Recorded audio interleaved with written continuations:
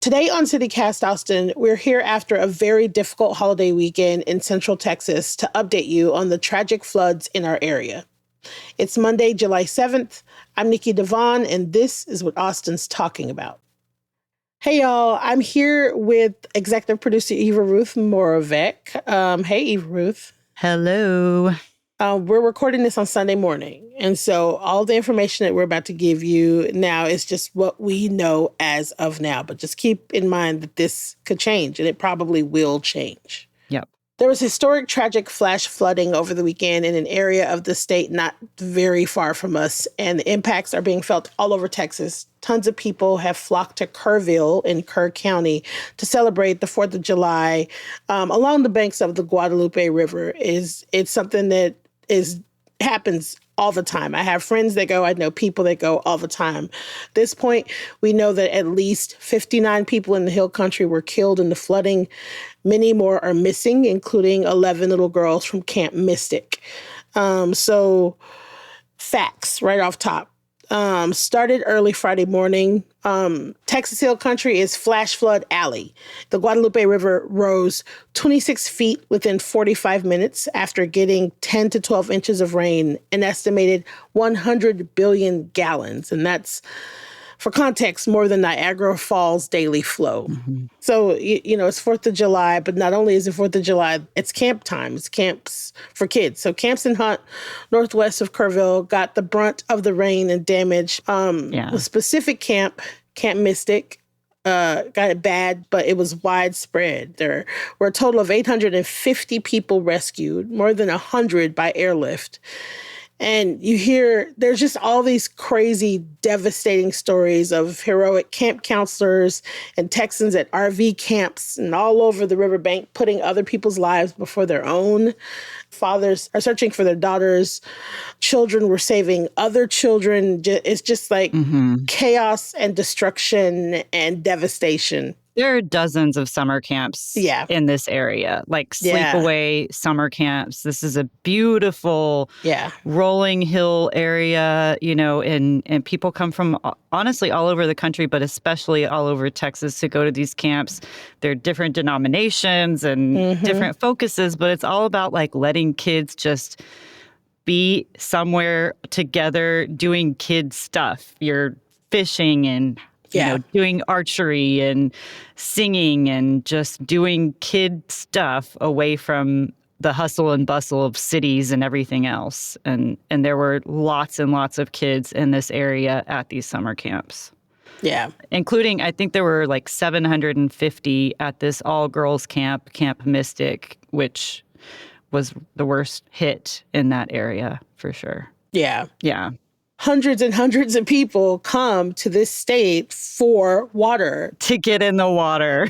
To camp on the river, to have fun during a time when you don't expect it to rain. No. And it's been a drought. It's so crazy to go from nothing to flooding. But that's what happens in Central Texas. 26 feet within 45 minutes. Like, that's just insane. Yeah. And it all happened really early in the morning while so many people were asleep, and just people, stuck in floodwater, honking their horns in cars that were floating by, and people rescued from trees. And I did report there on Saturday, and I just can't say how much I am hurting for that area. It's heartbreaking. I was a camp kid. I had that privilege. I know it's not a privilege that everyone gets, but getting to be a kid and grow up in that way was very special. And these kids,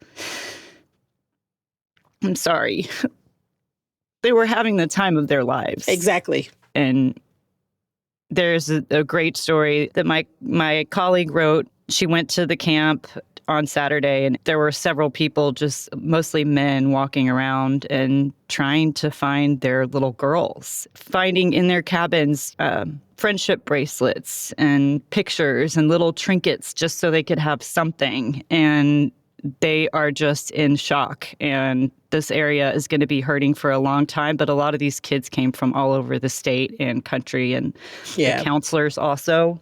it's devastating. And all the other people too who were there, who there's no record of them. It's such a difficult time to figure out who was even missing because people just came out there. I read stories of people just busting windows out to push people out of, flooded homes. And there was a young man, a 27-year-old guy who bled out because he was cut, saving other people. The camp directors, saving other people, risked their lives and gave their lives for others. And it's very sad. I think that one of the things that is the hardest, other than the kids, the girls, the other thing that's hardest is to understand is just like these people are looking for their loved ones.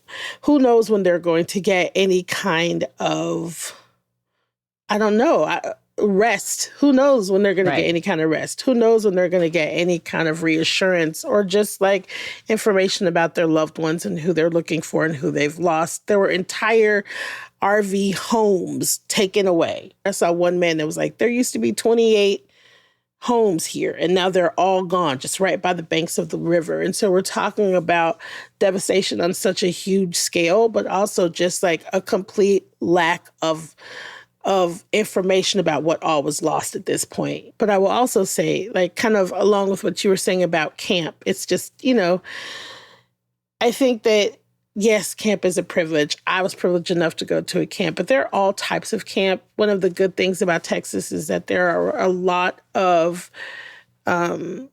programs. When I was a kid, I got to go to camp because of programs that existed to allow kids that were less, privileged to experience what camp is. And I remember all of the camps I went to.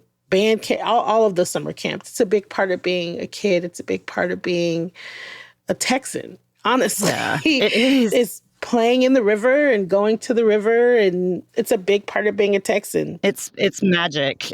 You get a sense of independence. You learn so many life lessons from being around other kids and sharing and responsibility and also having fun in typically a safe environment. So I think that now that, search and rescue is sort of phasing out, there's going to be a lot of questions about what should have happened, what could have happened, what could be different. This is Flash Flood Alley. Should there be something more robust,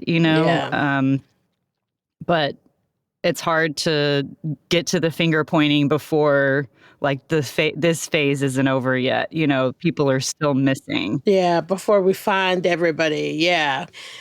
People are going to try to make this a political thing. That's not what this is. I've seen a lot of that on the internet, and I'm not interested in it. I'm not having any of it. It doesn't matter who you voted for. It doesn't matter.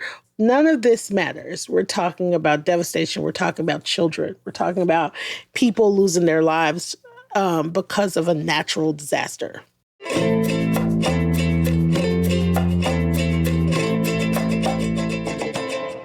Water has surged downstream into San Saba, Llano, and Guadalupe rivers. So there has been huge impact across the state. And so Abbott issued a disaster declaration for 21 counties, including our county, Travis County. We are absolutely seeing it here in Austin and being affected here, just not as harshly, for sure. Lake Buchanan is closer to Austin. It's risen almost 5 feet. Lake Travis has risen 17 feet, and it continues to rise.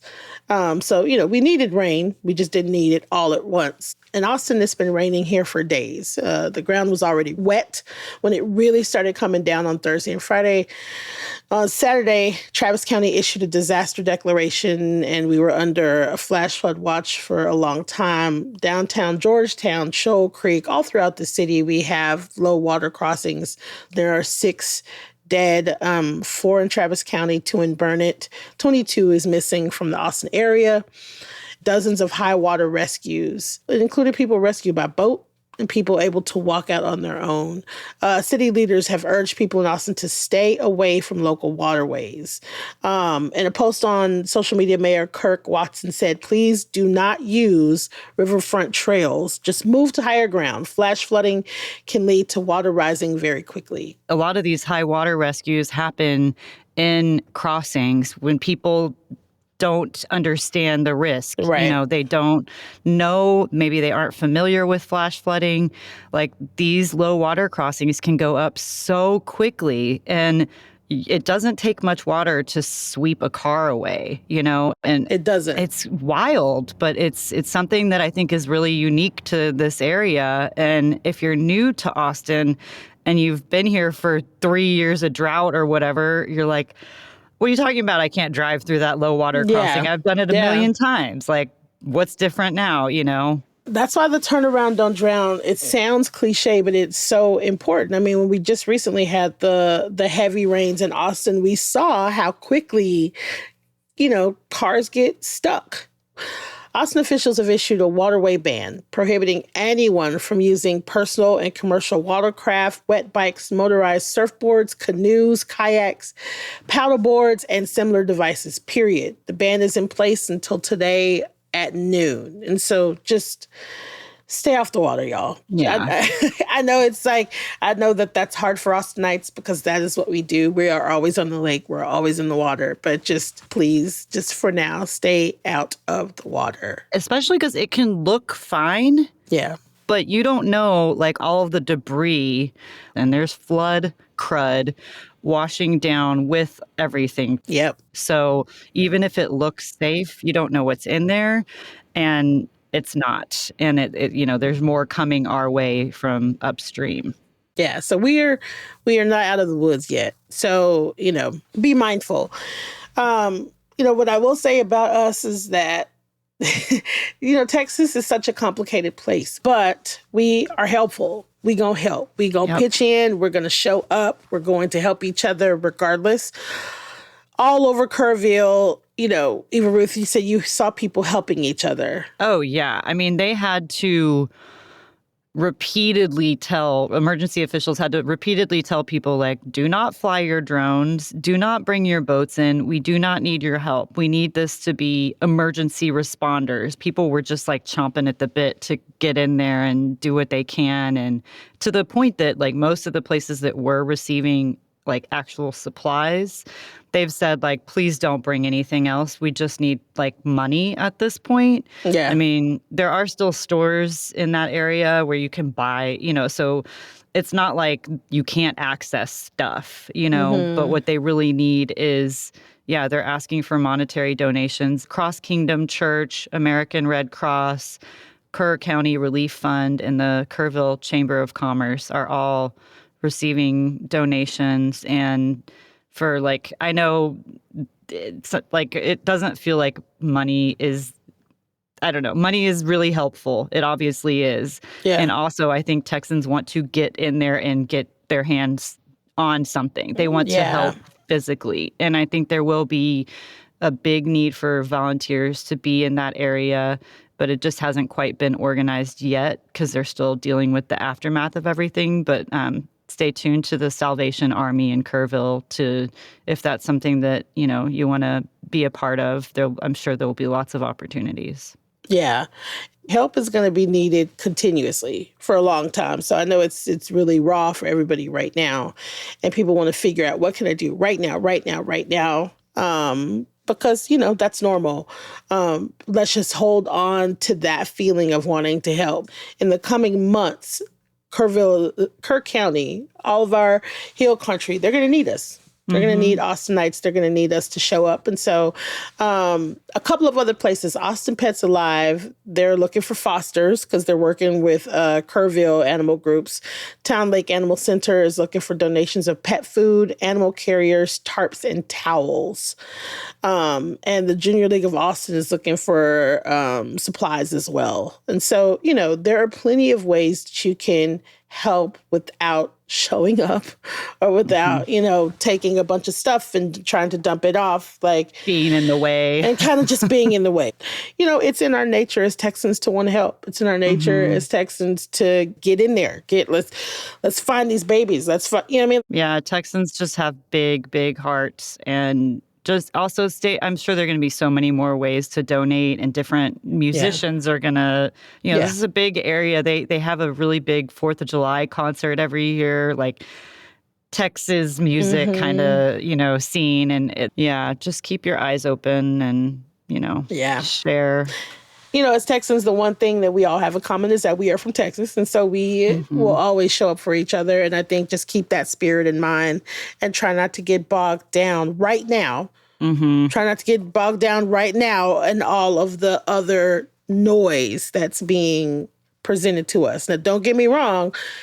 In coming weeks, there'll definitely be people's feet to hold to the fire, and we should absolutely do that. But right now, let's try to keep in mind that there are parents looking for their children, and there are people looking for their loved ones. And people already know that their loved ones have died, and there's so many families. The campers are the ones that really, I think, gut punch people, because it's just such a terrifying idea that you could send your kid to summer camp and they could die there. Yeah. But I mean, there are so many families from all over, coaches, just kids camping with their grandparents, and all of them have got it's just on and on and on. So keep those families and these people who are hurting forefront for now. Yeah, things are going to be changing and numbers are going to be changing. So it is going to be heavy. So just try to be easy on yourselves, be easy with each other, help where you can, show up where you can, keep people in your thoughts. Yep. And we will try to stay on this as much as we possibly can, and keep you informed as much as we can. Yes, we will have whatever we can report on this podcast, as well as in the Hey Austin newsletter. So look there for links to these places to donate and all the news that we know about. Yeah. Eva Ruth, thanks for jumping on here with me on this Sunday afternoon. And thanks for going down there and getting in the thick of it and reporting on it. That's heavy. Thanks, Nikki. And thank you to everybody, all those first responders. There are so many people working their asses off down there. Yeah. Texans, keep your heads up, help each other, show up for each other. You know what we do here. You know how we are. So just do what you know we do. That's it.